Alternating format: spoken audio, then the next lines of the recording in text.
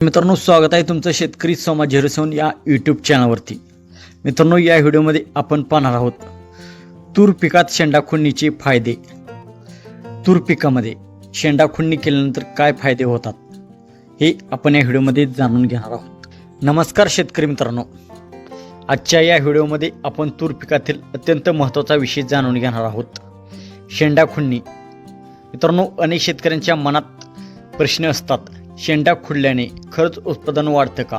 तर योग्य वेळी आणि योग्य पद्धतीने शेंडा खुडणी केल्यास त्याच्या पिकाच्या वाढीवर आणि उत्पादनावर चांगला परिणाम होऊ शकतो। सर्वप्रथम शेंडा खुडणी केल्यामुळे झाडांची उंची नियंत्रित राहते। झाड उंच वाढण्याऐवजी त्याची ऊर्जा बाजूच्या फांद्या वाढवण्यासाठी वापरली जाते, त्यामुळे झाड अधिक दाट आणि मजबूत बनते। तर दुसरा महत्त्वाचा फायदा म्हणजे नवीन फुटवे आणि फांद्या वाढतात। मुख्य शेंडा काढल्यानंतर झाडाच्या बाजूने अनेक नवीन फांद्या फुटतात। पुढे याच फांद्यावर जास्त फुले आणि शेंगा येतात, त्यामुळे उत्पादन वाढण्यास मदत होते। तिसरा फायदा म्हणजे झाड अधिक मजबूत बनते।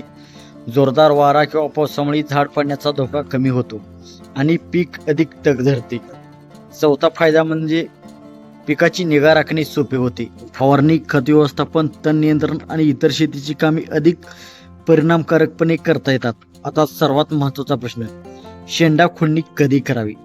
साधारणपणे तूर लागवडीनंतर 35 ते 45 दिवसांच्या दरम्यान किंवा झाडाला 8 ते 10 पाने किंवा 45 ते 60 सेंटीमीटर उंची झाल्यावर पहिली शेंडा खुडणी करणे योग्य मानले जाते। जर तुमच्या भागात किंवा तुम्ही घेतलेल्या वाणासाठी दुसरी शेंडा खुडणी करण्याची पद्धत असेल तर ती पहिल्या शेंडा खुडणीनंतर 15 ते 20 दिवसांनी करावी। नवीन फुटव्यांची चांगली वाढ झाल्यावरच दुसरी शेंडा खुडणी करावी। तर मित्रांनो, लक्षात ठेवायचे आहे की खूप लवकर किंवा खूप उशिरा शेंडा खुडणी केल्यास अपेक्षित फायदा मिळेलच असे नाही। तसेच पावसाळ्यात किंवा झाड ओले असताना शेंडा खुडू नका।